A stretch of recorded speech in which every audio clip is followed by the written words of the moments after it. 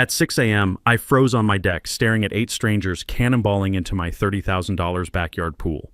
HOA President Karen Whitmore, self-proclaimed neighborhood queen, lounged on my inflatable unicorn, her smug grin gleaming under the sunrise. Wet footprints snaked from my broken gate, smashed for the 4th time this month, to my custom filter choking on their hair. The air reeked of cheap sunscreen. "Just community bonding, Marcus," Karen chirped, waving like she owned my yard. Fury surged as I gripped a baggie of pool shock powder, harmless, but oh, it had turned their swim into a neon green nightmare. How did my dream pool become Karen's playground? It started 3 months ago at an HOA meeting that flipped my world upside down. One petty rule sparked this war, and I was done playing nice. What would you do if your neighbor stole your backyard? Drop your worst HOA horror below. 3 months earlier, I walked into my first HOA meeting like a lamb to slaughter. Fresh off a brutal divorce, I'd bought this Pinehurst Estates house 8 months ago with my settlement money. Phoenix suburbia stretched endlessly. 847 homes built between 2019 and 2021, each paying $285 monthly for premium community amenities. The smell of fresh asphalt lingered from ongoing construction. One thing kept me sane through 60-hour work weeks as an electrician: my backyard oasis. That saltwater pool cost $30 grand, every penny of my fresh start. Custom LED lighting, imported tiles, filtration system that could handle a resort. It was my sanctuary, my proof that I'd survived my marriage's wreckage. The community center reeked of burnt coffee and bureaucratic bullshit. Folding chairs faced a plastic table where 5 board members sat like war crime judges. Desert heat made everything stick. My shirt, my patience, and my attention to the woman commanding the room, Karen Whitmore. 52, bleached hair twisted into a power bun, real estate smile that could sell swampland to tourists. She wore authority like cheap perfume, overwhelming and inescapable. Her acrylic nails tapped the table like tiny hammers. "Next item," Karen announced, laser focusing on me. "Unauthorized pool installations and safety violations." My blood chilled. Unauthorized? I had every permit, every inspection, every document filed properly. "We've received complaints about 347 Saguaro Lane." She held up photos of my pool, taken from my backyard without permission. "LED lighting systems installed without HOA architectural approval, $1,500 violation." "Wait, what?" I shot up, chair scraping concrete. "Every other house has identical lights. I bought them at Home Depot." "Those homeowners received proper approval," Karen purred. "You did not. Rules apply equally, sweetie." That word, sweetie, hit like a slap. The way she'd said electrician earlier made it sound like convicted felon. Derek, her insurance adjuster husband, nodded from the back like a loyal German shepherd. Their 3 teenagers looked bored with Mom's power theater, but Derek glowed with secondhand authority. "This is insane," I said. "I followed every city code, every safety regulation." "City codes aren't HOA codes," Karen interrupted. "Perhaps someone in the trades isn't familiar with community standards." The other board members, all Karen's real estate clients I'd later learn, bobbed like trained seals. After the meeting, I cornered her by the parking lot. Car engines hummed as other homeowners fled, headlights cutting through desert twilight. "Mrs. Whitmore, I need to understand these lighting rules." "Oh, don't stress." She juggled keys like a jailer. "I'll inspect everything personally, make sure we're all community compliant." "I'd prefer to schedule something official." "No need." "HOA emergency access provisions. I'll be by tomorrow to assess the situation." Her SUV door slammed, cutting off protests. The next evening, I came home to chaos. My gate hung twisted off its hinges, metal bent like someone had attacked it with crowbars. Pool chemicals were half empty, custom furniture soaked and rearranged, and my prize lighting had been tested so hard 3 fixtures lay shattered on concrete. A citation waited, multiple violations identified, pool area non-compliant, immediate corrections required or face escalating penalties. K. Whitmore, HOA president. But the real kicker? That weekend, Karen's entire extended family moved into my backyard like conquerors. 15 people. Kids doing cannonballs. Adults grilling steaks on my deck. The sound of my pool filter choking mixed with the smell of someone else's barbecue smoke drifting through desert air. When I demanded answers, Karen floated past on my own pool raft, martini in hand. "Just ensuring community standards, Marcus, can't properly evaluate pool safety without comprehensive testing." Her laugh echoed off my fence like breaking glass. That's when it hit me. This wasn't about lighting violations or safety standards. Karen had decided she wanted access to my pool, and she'd weaponize every HOA rule in existence to steal it legally. 3 months of escalating warfare would teach me just how deep her corruption ran, and exactly how far I'd go to stop her. 2 weeks after Karen's inspection, things escalated faster than a house fire in August. I'd barely finished my morning coffee when my doorbell rang like an emergency alarm. Standing on my porch was Officer Martinez, looking uncomfortable in the desert heat, with Karen lurking behind him like a vulture waiting for roadkill. "Mr. Thompson, we've received a complaint about threatening behavior toward a neighbor," Martinez said, sweat already beading on his forehead.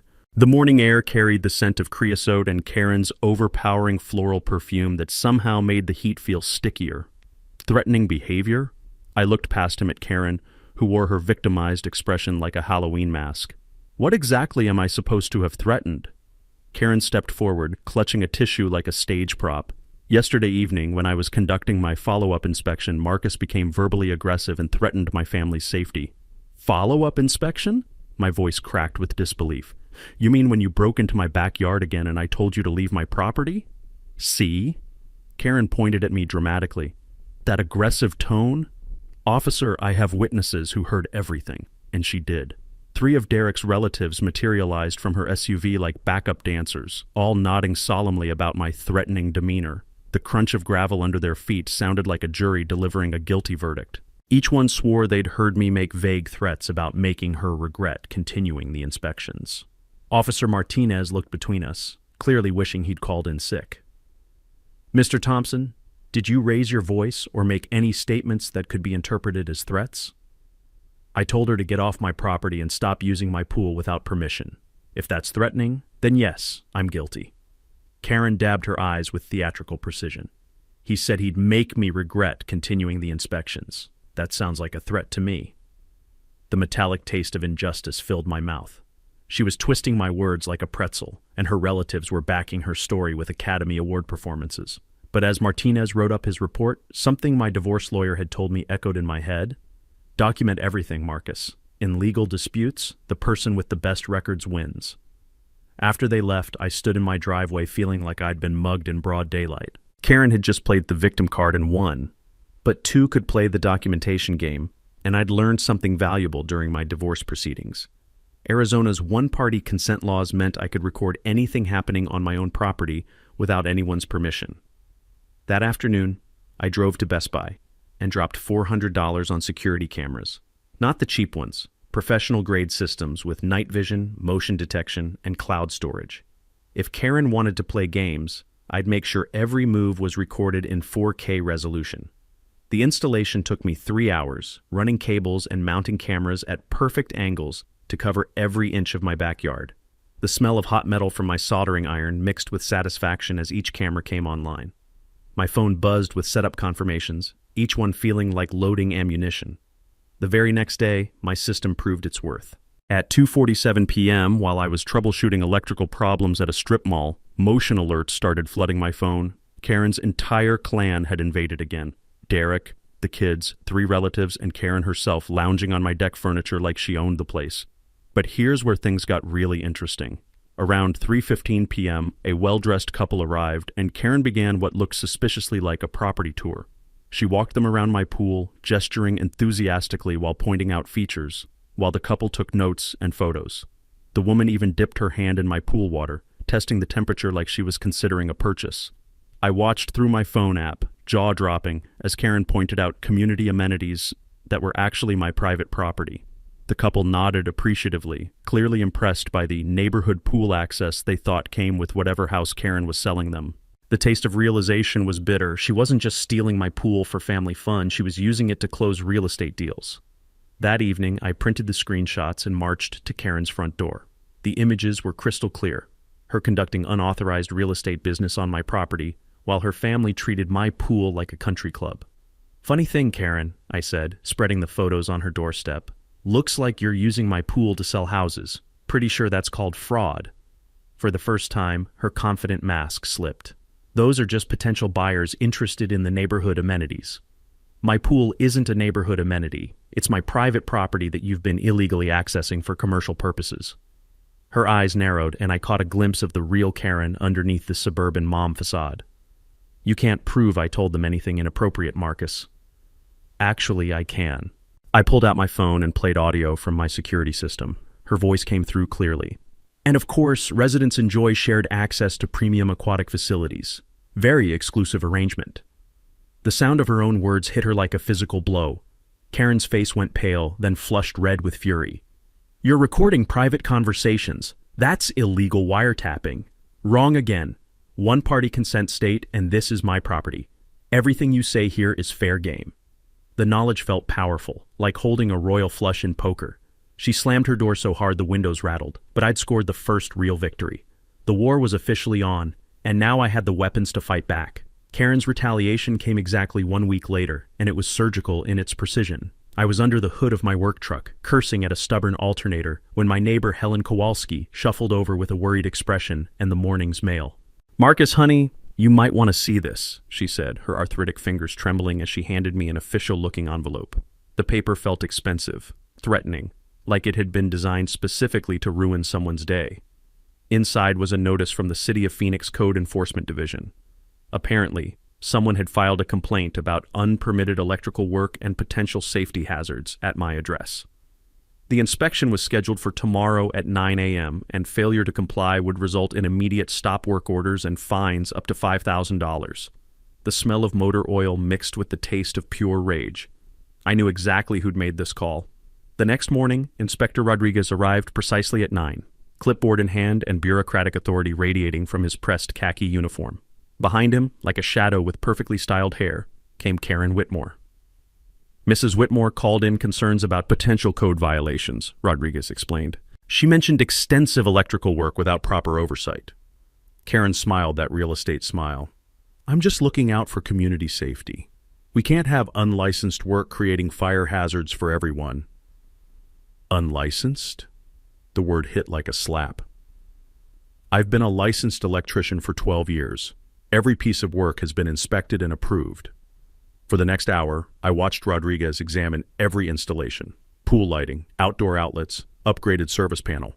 All work I'd done myself, all perfectly legal. During my divorce, I'd learned that documentation saves lives in lawsuits. Every permit, every inspection certificate was organized in a thick binder I'd prepared for exactly this moment. Inspector Rodriguez, I said, producing the documentation. Here are all permits and signed inspection certificates from your department. Everything was done to NEC standards. Rodriguez flipped through the papers, his expression shifting from official suspicion to mild annoyance. Mr. Thompson, this work is completely up to code. All proper permits were pulled, all inspections passed. He turned to Karen. Ma'am, what specific violations were you reporting? Karen's confident mask started cracking like old paint. Well, there were concerns about proximity to water, and the electrical load calculation seemed... Ma'am, are you a licensed electrician? Rodriguez's tone carried barely concealed irritation. No, but I have experience in real estate and... Then you're not qualified to assess electrical code compliance. Mr. Thompson, your installation is code compliant. Mrs. Whitmore, filing false reports wastes city resources and can result in penalties. As Rodriguez drove away, Karen's facade shattered completely. This isn't over, Marcus. I know people in this city. Important people. Your documentation game won't protect you forever. Actually, it will. I pulled out my phone, which had been recording everything. And now I have you threatening to abuse your connections to harass a neighbor? But Karen's real surprise came that afternoon. Derek's pickup truck pulled into my driveway, and he climbed out wearing his insurance adjuster uniform like armor, carrying an official tablet. Marcus, I need to conduct an inspection of your pool area for liability issues, Derek announced. Insurance company requirements. Insurance inspection? I never filed a claim. Neighbor complaint triggered a review. Standard procedure. His smile matched his wife's fake charm. Won't take long. I watched him photograph everything, measuring distances, noting equipment specifications. The sound of his boots on my deck felt like an invasion. But then something clicked. Derek worked for Pinnacle Risk Management, while my coverage was through Desert Southwest Insurance. Derek, you have no authority to inspect my property. You're not even my carrier. Derek's pen stopped moving. We stared at each other across my pool deck, desert sun beating down like a spotlight on his deception. Must be some mix-up, he mumbled, backing toward his truck. But here's where Karen's plan revealed its true genius. As Derek retreated, my phone buzzed with an email from my actual insurance company. Subject line, policy review required, neighbor safety complaint filed. My heart sank. While Derek was conducting his fake inspection, Karen had simultaneously filed a real complaint with my actual carrier, claiming my pool posed neighborhood safety risks. The email detailed a mandatory inspection scheduled for next week, and failure to cooperate could result in policy cancellation. Checkmate, Karen called from her driveway, watching Derek speed away. Hope you enjoy explaining to your real insurance company why neighbors are filing safety complaints. The metallic taste of defeat filled my mouth. She'd played me perfectly. Derek's obvious fraud was just misdirection, while the real attack came from behind. Now I faced a legitimate insurance review triggered by her false complaints, and my recording of Derek meant nothing because the actual threat was completely legal. Standing in my driveway, watching Karen's triumphant smile, I realized I was dealing with someone far more cunning than I'd anticipated. This wasn't just petty HOA drama anymore. This was war, and Karen had just won a major battle. The insurance inspection hit me like a sucker punch to the wallet. My agent, a nervous guy named Steve, who always smelled like coffee and desperation, delivered the verdict over the phone while I sat in my truck during lunch break. Marcus, I'm not going to sugarcoat this, Steve said, his voice tight with bureaucratic panic. The inspector found your pool area presents elevated liability risks to neighboring properties. Your premium's jumping from $1,800 to $4,000 annually, effective immediately. $4,000? I nearly choked on my sandwich. For what exactly? Attractive nuisance clause. Since neighbors are already accessing your pool without permission, the company considers it a community liability. Either you install a 6-foot privacy fence around the entire perimeter, or they'll cancel your policy. The crunch of gravel under my boots as I paced the construction site sounded like my financial security crumbling. Karen had weaponized my own insurance against me, using her family's trespassing as evidence that my pool was dangerous to the neighborhood. That evening, I found Helen Kowalski watering her desert roses, their sweet scent mixing with the smell of cooling asphalt. At 73, Helen had survived 2 husbands, 3 careers, and 40 years of Phoenix summers. More importantly, she was a retired paralegal who'd spent decades finding loopholes in legal language. Karen's really done it this time, I told her, explaining the insurance nightmare. She's got me trapped. Build a fence I can't afford or lose my homeowner's coverage. Helen stopped watering, her expression shifting to the focused intensity I remembered from my divorce when my lawyer had explained community property laws. Marcus, honey, have you actually read your HOA covenants? The original ones, not Karen's selective interpretations? I skimmed them when I bought the house. Standard stuff about lawn maintenance and architectural approvals. Bring me your paperwork tonight. All of it. Her voice carried the authority of someone who'd spent decades in law offices. I learned something during my paralegal years. HOA covenants are written by lawyers who love loopholes. Karen's been playing checkers, but the game is actually chess. 3 hours later, Helen's dining room looked like a law library explosion. Documents covered every surface, her reading glasses perched on her nose as she cross-referenced covenant sections with state regulations. The texture of aged legal paper felt familiar under my fingers, reminding me of the mountain of divorce paperwork that had taught me to read the fine print. Found it, she announced, tapping a highlighted paragraph. Section 4.3 of your original covenant. Any homeowner can designate their private amenities as community accessible for shared maintenance responsibilities and reduced individual liability. Community accessible? That sounds like exactly what I don't want. Oh, but it is what you want. Helen's smile was pure legal predator. If you voluntarily designate your pool as community accessible, the HOA becomes responsible for insurance coverage, maintenance costs, and supervision. Karen's been treating it like community property anyway. Let's make it official and legal. The genius hit me like lightning. Karen had been selling my pool access to real estate clients, using it for family gatherings, treating it like her personal resort. If I legally converted it to community property, she'd lose her exclusive access and face a flood of actual neighbors demanding their share. But here's the beautiful part, Helen continued, pulling out another document. As the contributing homeowner, you retain priority scheduling privileges and can revoke community status with 30 days' notice. You'd essentially be giving Karen exactly what she's been stealing, but on your terms.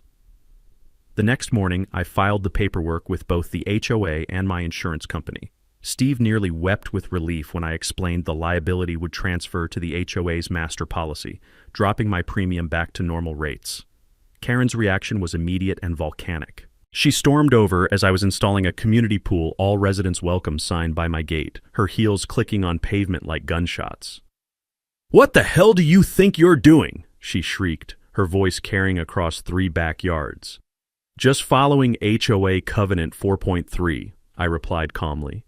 "Since you've been treating my pool like community property, I figured I'd make it official." "You can't just declare your pool community property. This will destroy neighborhood property values." "Actually, I can. It's right there in the covenant you're supposed to enforce." I handed her the filed paperwork. "Pool's open to all 847 residents starting Monday. First come, first served." Her face cycled through confusion, rage, and dawning horror. "This is insane. You're ruining everything." "Funny, I thought community amenities increase property values. At least that's what you told those clients you showed around last month." That weekend, word spread through Pinehurst Estates like wildfire. My backyard transformed into a community center grand opening. Families I'd never met splashed around, kids did cannonballs, and Karen's exclusive paradise became everybody's swimming hole. The sound of 30 people enjoying what used to be my private sanctuary mixed satisfaction with chaos. Karen stood in her backyard watching her family compete with toddlers for pool space, her expression murderous. "You realize you've destroyed this neighborhood?" she called over the fence. "No, Karen, I've shared it with the neighborhood. There's a difference." She disappeared inside, phone already pressed to her ear. Through her kitchen window, I watched her gesticulating wildly, plotting her next move. I'd won by giving her exactly what she wanted, just not how she wanted it. But something in her eyes told me this victory would only make her more desperate. And desperate people do dangerous things. Helen's discovery came at 2 a.m. on a Tuesday, delivered via frantic phone call that jolted me from the first decent sleep I'd had in weeks. "Marcus, get over here right now," she whispered, her voice crackling with excitement and exhaustion. "I found something that's going to blow this whole thing wide open." I threw on clothes and stumbled across our adjoining backyards, the cool desert air carrying the scent of night-blooming jasmine and possibility. Helen's kitchen glowed like a war room, every surface covered with documents, coffee cups, and the detritus of obsessive investigation. "I couldn't sleep, so I kept digging into HOA financial records," she said, gesturing at her laptop screen with trembling fingers. "Public records, contractor licenses, expense reports. Marcus, Karen's been running a goddamn embezzlement scheme." The smell of stale coffee mixed with the electric tension of discovery as Helen walked me through her findings. Spreadsheets filled with highlighted entries, bank statements, copies of invoices that told a story of systematic theft spanning 3 years. "Look at this," she said, pointing to a line item that made my blood freeze. "Community pool maintenance, $47,000 paid to Desert Oasis Pool Services." 47 grand? For what? We don't have a community pool. Exactly. But guess who owns Desert Oasis Pool Services? Helen's finger traced across a business registration document. Derek Whitmore. Karen's been approving payments to her husband's company for maintaining a pool that doesn't exist. The taste of copper filled my mouth as the implications crashed over me.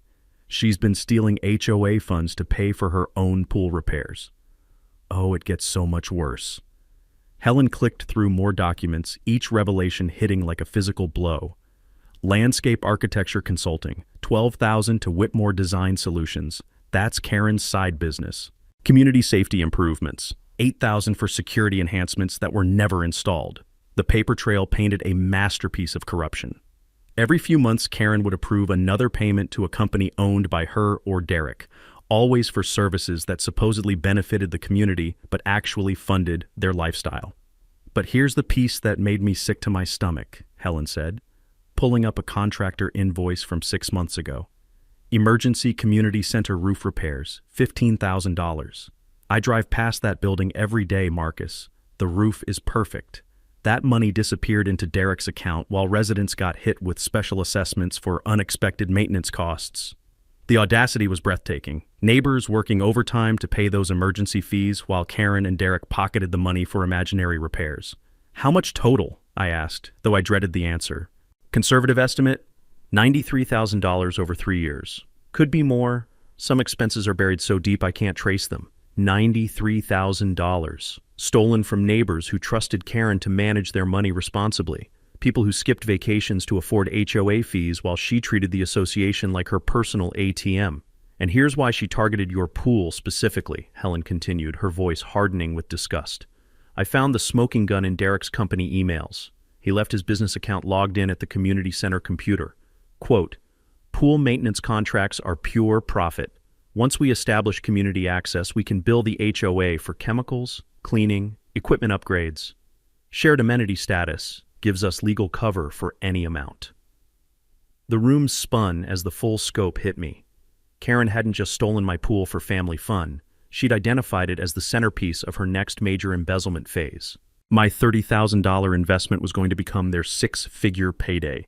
Helen, this isn't just neighbor drama anymore. This is felony embezzlement with a paper trail. She held up a flash drive, her expression grim as death. This is going to destroy them completely. But Marcus, we need to be very careful about timing. Once we pull this trigger, there's no going back. The war had just escalated to criminal investigation, and for the first time since this nightmare began, I held weapons of mass destruction.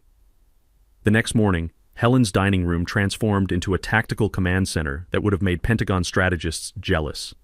The aroma of strong coffee mixed with the musty scent of decades-old legal books as we spread evidence across her mahogany table like generals planning D-Day. "We can't just dump this on the police and hope for the best," Helen said, her arthritic fingers surprisingly steady as she organized financial documents into neat stacks. "Karen's got connections throughout the city, judges, council members, real estate cronies. One avenue alone might get buried in bureaucratic quicksand." I'd learned during my divorce that documentation meant survival, but Helen was teaching me that timing meant victory. The texture of photocopied bank statements felt like ammunition under my fingertips. "I called in reinforcements," Helen announced as her doorbell chimed. "Linda Chen, 3 streets over. CPA with a grudge against creative accounting." Linda Chen arrived carrying a laptop bag and the focused intensity of someone who'd spent 30 years finding discrepancies in corporate ledgers.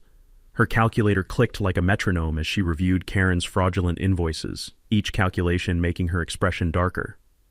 "These expense reports are insulting," Linda said, her voice carrying the disgust of a professional witnessing amateur hour embezzlement.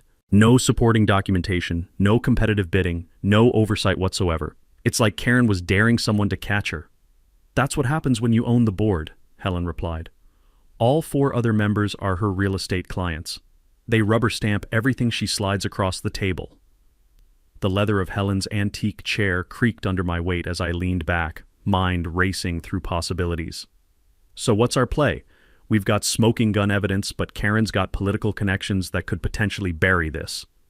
"Multi-pronged attack," Linda suggested, her accounting mind naturally gravitating towards systematic destruction. Financial, legal, political, and social pressure hitting simultaneously. "She can't fight wars on every front," Helen nodded, pulling out a yellow legal pad that looked like it had survived several decades of strategic planning.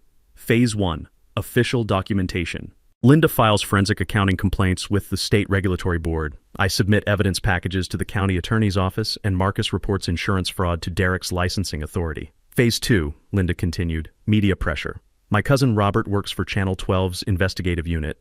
HOA corruption stories drive ratings, especially when there's 6-figure theft involved. The plan was crystallizing, but gaps remained. What about immediate protection? Once we light this fuse, Karen's going to know it came from us. She's already proven she escalates when cornered. That's where Officer Martinez becomes our ace in the hole, Helen said with predatory satisfaction. I had coffee with his wife yesterday. Turns out he's been documenting every call to your address, and he's getting professionally embarrassed being Karen's personal enforcement tool. He's very interested in reviewing our evidence. Linda's calculator fell silent as she reached her final tally.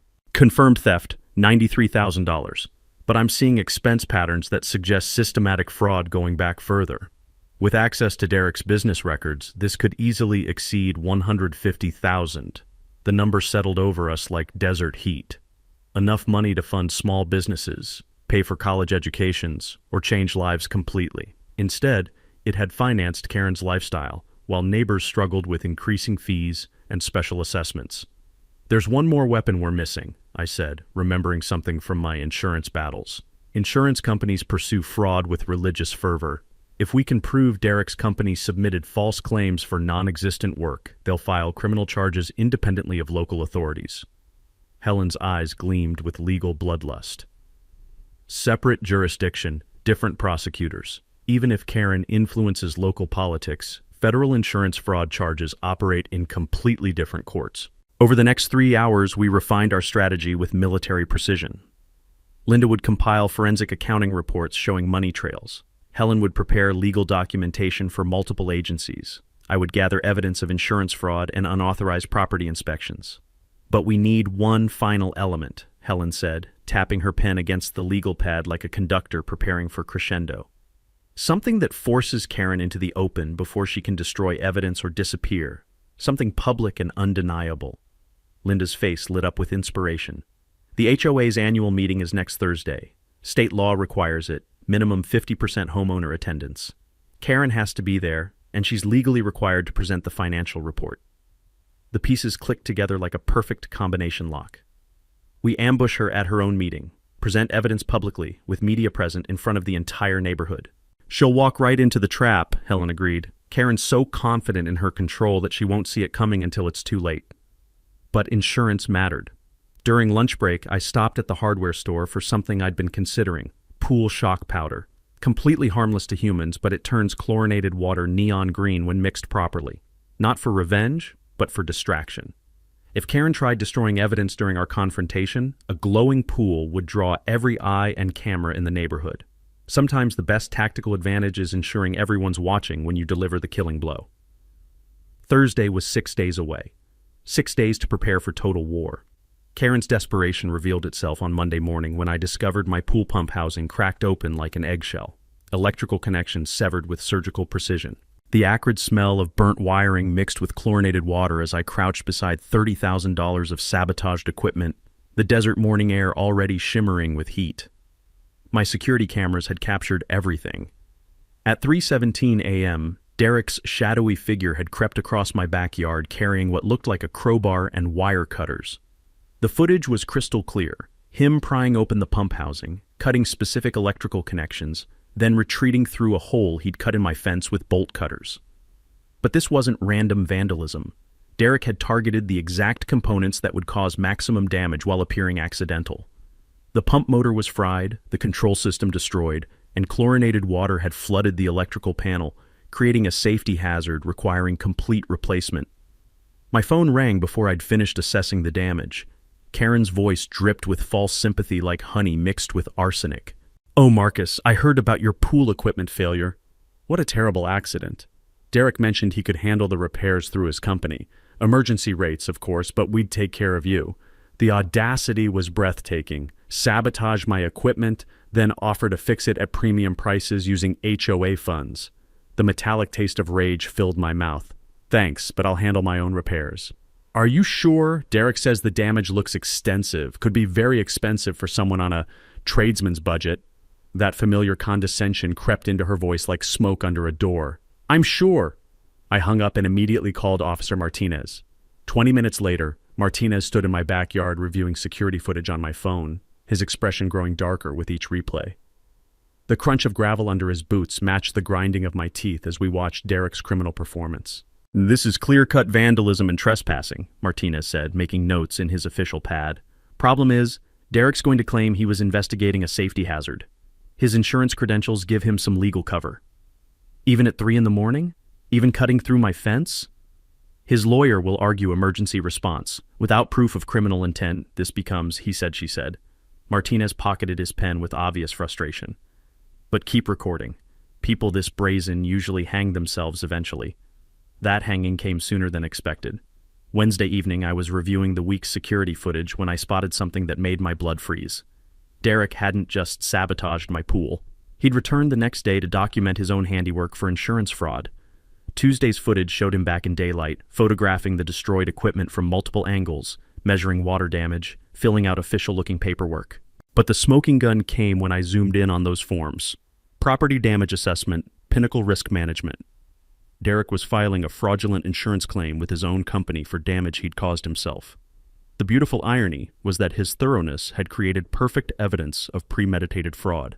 His photos showed the deliberately cut wiring, his measurements documented the sabotage, and his forms proved the false claim. But Karen's real masterstroke came Thursday morning with a knock that made my stomach drop. A middle-aged woman in a county health department uniform stood on my porch, carrying official-looking documentation. Mr. Thompson, I'm Inspector Williams. We've received reports about pool chemical contamination affecting neighborhood groundwater. Need to conduct an immediate inspection. Every instinct screamed danger. Karen had already tried fake insurance inspections through Derek. Now she was escalating to impersonating government officials. I'll need to see identification and verify this inspection with your department, I said, remembering hard-learned lessons about documentation. Inspector Williams handed over what looked like legitimate county ID and inspection orders. But something felt wrong. Her uniform was slightly off-brand, and she kept glancing toward Karen's house like she was waiting for signals. I dialed the county health department while she waited. Yes, I need to verify an inspection team at my address. No inspection scheduled? No Inspector Williams on staff? Thank you. The fake inspector was already retreating toward her unmarked sedan when I finished the call, but my cameras had captured everything. Her face, license plate, and the nervous glances toward Karen's house that proved coordination. That evening, Helen and I sat in her kitchen, reviewing the week's evidence while coffee percolated in the background, its rich aroma mixing with the satisfaction of building an ironclad case. They're in full panic mode, Helen observed, studying photos of the sabotaged equipment. Fake inspectors, equipment destruction, insurance fraud. They're committing new felonies to cover old ones. Tomorrow's the annual meeting, I said, feeling the weight of 6 days' preparation settling on my shoulders like armor. Either we end this or they escalate to something even worse. Helen's expression hardened with determination. Marcus, honey, cornered animals are most dangerous, but they're also most desperate, and desperate people make fatal mistakes. The taste of impending victory mixed with the fear of what Karen might try as a final gambit. In less than 24 hours, this war would finally end, one way or another. The morning of the annual meeting, I woke to chaos. My phone exploded with emergency alerts starting at 5:47 a.m. Motion detectors triggered, security cameras going offline one by one, and the sound of breaking glass echoing from my backyard like a war zone. I rushed outside to find my pool transformed into a crime scene. Someone had shattered 3 underwater lights, dumped what smelled like motor oil across the surface, and spray-painted "community hazard" in blood-red letters across my deck. The acrid stench of vandalism mixed with chlorine fumes, creating a nauseating cocktail that made my eyes water. But the real gut punch came when I checked my security system. Every camera had been systematically disabled with paintball guns, bright orange paint obscuring the lenses like deliberate blindfolds. Whoever did this knew exactly where each camera was positioned. My phone rang before I'd finished surveying the destruction. Karen's voice carried mock concern that felt like ice water in my veins. Marcus, I'm so sorry about the vandalism. Some neighbors are saying it's retaliation for forcing community pool access. Maybe tonight's meeting isn't the best time to discuss controversial policies. The manipulation was transparent as glass. Destroy my evidence, then suggest postponing the meeting where I plan to expose her crimes. The metallic taste of rage filled my mouth. Nice try, Karen. The meeting's happening as scheduled. Are you sure? The community's very upset. Some people are saying you brought this on yourself by being so confrontational with longtime residents. I hung up and immediately called Helen. Her voice cracked with alarm when she answered. Marcus, we have a massive problem. Someone broke into Linda's house last night and stole her laptop with all the financial analysis. The world tilted sideways. They got everything? Worse, they left a threatening note. Drop the accusations or face real consequences. Linda's terrified Marcus.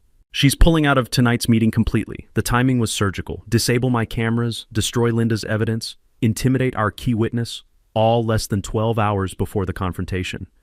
Karen wasn't just desperate. She was operating like a professional criminal. They're trying to isolate us, I said, pacing my destroyed deck. Make us look like lone troublemakers without credible support. There's something else. Helen's voice dropped to a whisper. I drove past the community center an hour ago. Karen's people are already there setting up, and Marcus, I counted 4 news vans in the parking lot.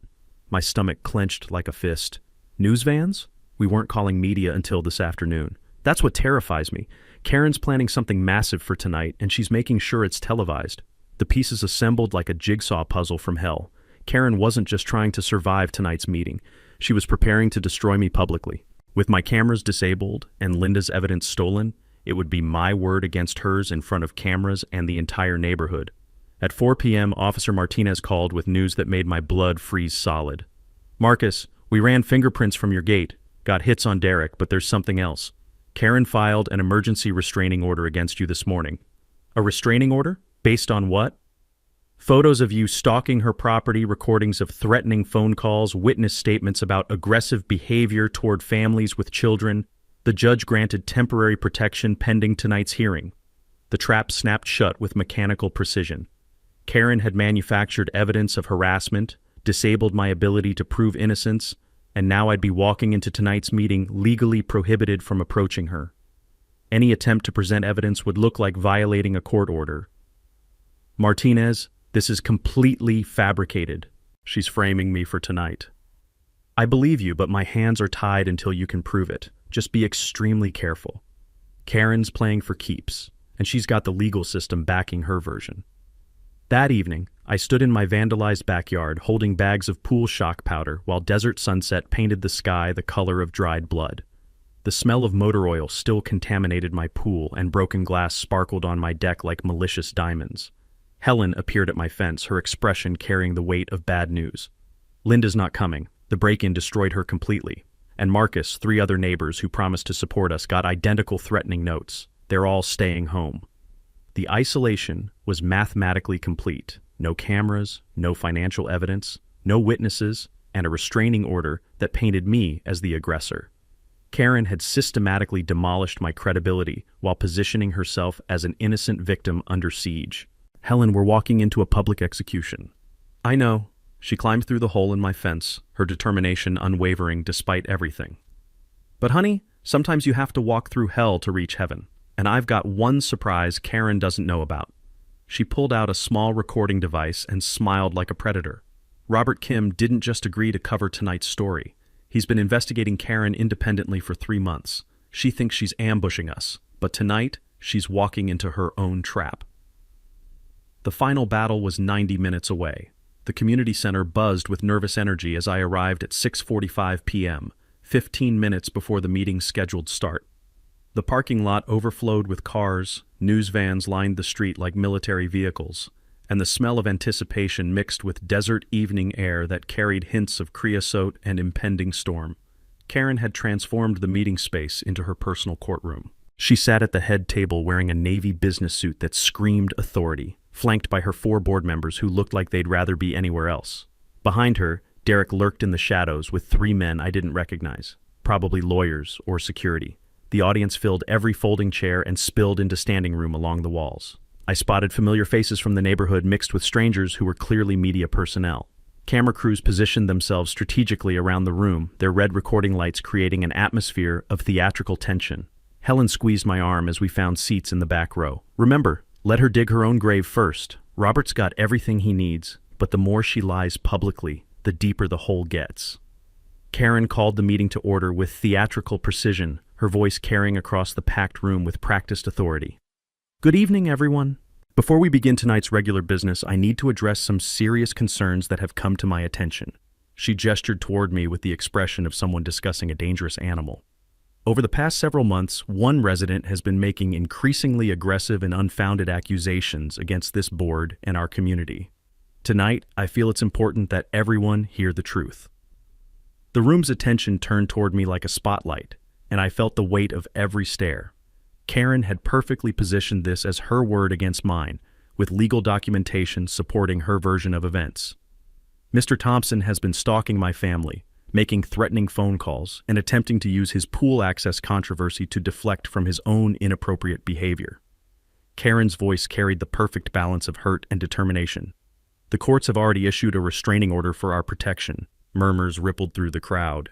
Without Linda's financial evidence or my security footage, this looked exactly like what Karen wanted, a troubled neighbor making wild accusations against respected community leaders.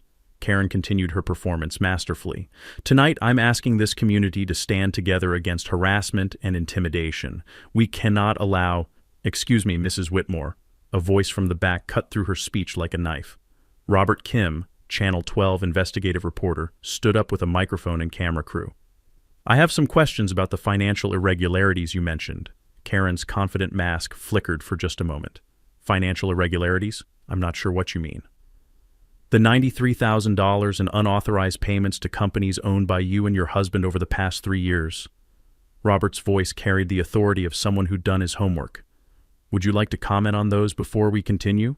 The room erupted. Neighbors turned to each other with shocked expressions. Camera crews swiveled toward Karen, and the sound of whispered conversations created a buzz like angry hornets. Karen's face went white, then flushed red with panic. "I don't know what kind of false information you've received, but these are public records, Mrs. Whitmore. HOA financial filings, contractor licenses, bank deposits." Robert produced a thick folder from his briefcase. Desert Oasis Pool Services, Whitmore Design Solutions, multiple invoices for services never rendered. Derek stepped forward from the shadows, his face a mask of desperate aggression. "This is harassment. You can't just make accusations without proof." That's when Helen stood up, moving with the dignity of someone who'd spent decades in courtrooms. "Actually, we can prove everything." She held up a flash drive that caught the camera lights like a diamond. 3 years of fraudulent invoices, email correspondence planning the embezzlement, and video evidence of property destruction. The room fell silent except for the hum of camera equipment and the distant sound of traffic outside. Karen looked like a deer caught in headlights, her political composure crumbling in real time, but I wasn't done. Standing up slowly, I pulled out my phone and the bags of pool shock powder I'd been carrying. "Karen, you've been stealing from this community for 3 years, using my pool as cover for your next phase of embezzlement and terrorizing anyone who tried to stop you." I walked toward the front of the room, restraining order be damned. "But here's the thing about bullies. They're only powerful when people are afraid to fight back." Karen's voice cracked with desperation. "He's violating a restraining order. Someone call the police." "The police are already here," Officer Martinez announced from the doorway, badge clearly visible. "And Mrs. Whitmore, you're under arrest for embezzlement, fraud, and filing false police reports." The room exploded into chaos as Derek bolted for the exit, only to run directly into 2 more officers who'd been waiting outside. Camera crews captured everything: Karen's arrest, Derek's desperate flight, and the community's shocked reaction to 3 years of systematic theft. As handcuffs clicked around Karen's wrists, I opened the pool shock powder and dumped it into the water bottle I'd been carrying. The liquid turned brilliant neon green, visible to every camera in the room. "Sometimes," I said into the nearest microphone, "you have to add a little color to make people see the truth." 6 months later, I stood in my backyard watching sunrise paint my rebuilt pool deck in shades of gold and amber. The smell of fresh cedar mixed with blooming desert marigolds as neighbors gathered for the ribbon-cutting ceremony of our new community center pool, funded entirely by Karen and Derek's restitution payments. The legal aftermath had been swift and merciless. Karen pleaded guilty to embezzlement and fraud, receiving 3 years in state prison plus $127,000 in restitution, the final tally after investigators uncovered additional hidden expenses. Derek lost his insurance license permanently and faced federal charges for mail fraud. Their house sold within a month. The new owners, a young family with 3 kids, had already become beloved neighbors who understood revolutionary concepts like asking permission and respecting boundaries. Helen Kowalski, now HOA president, had transformed our association from Karen's personal bank account into an actual democracy. The sound of her gavel opening our first transparent budget meeting still gave me chills. Over 200 residents attended, and our fees dropped 30% after eliminating phantom expenses. "Marcus, you ready?" Helen called from my patio, arranging ceremonial scissors that glinted in morning sunlight. At 73, she'd found new purpose leading our community, her legal expertise finally serving people who deserved it. Linda Chen had returned from exile to become our treasurer, implementing financial controls that made embezzlement impossible.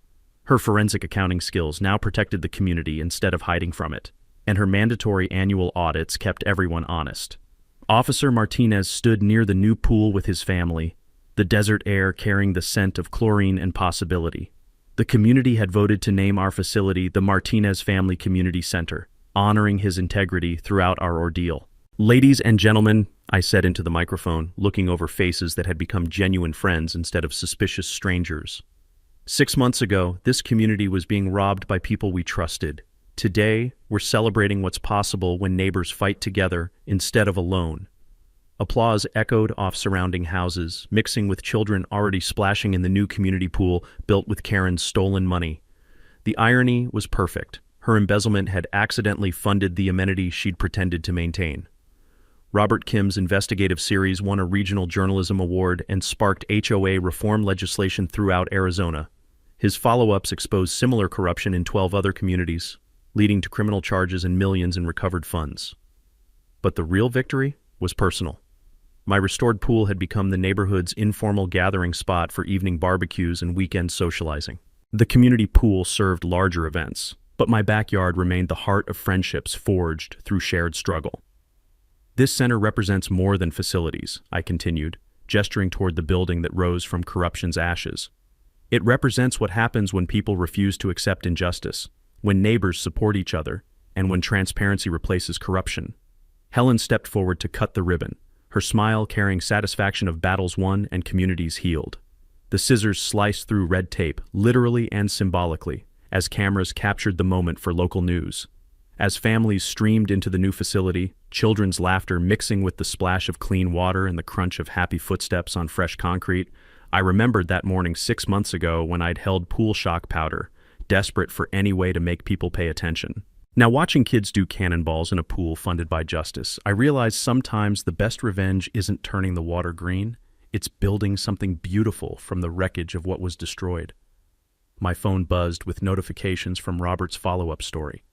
Comments poured in from communities across the country finding courage to fight their own Karens. The ripple effect was spreading, one neighborhood at a time. The most important lesson, I said to Helen as we watched families enjoy their new community space, corruption depends on silence, but justice thrives in sunlight. She nodded, then pulled out her own phone to document the celebration. And sometimes, honey, you have to be willing to make a little noise to let the light in. The taste of victory was sweeter than I'd imagined. Not bitter revenge, but the satisfaction of a community reborn from the ashes of its own corruption. Drop your worst HOA nightmare in the comments below and let the HOA Stories community know they're not alone. Don't forget to subscribe to HOA Stories for more David vs. Goliath justice content. Ring that notification bell. Next week, we're exposing a parking enforcement scam that'll make your blood boil.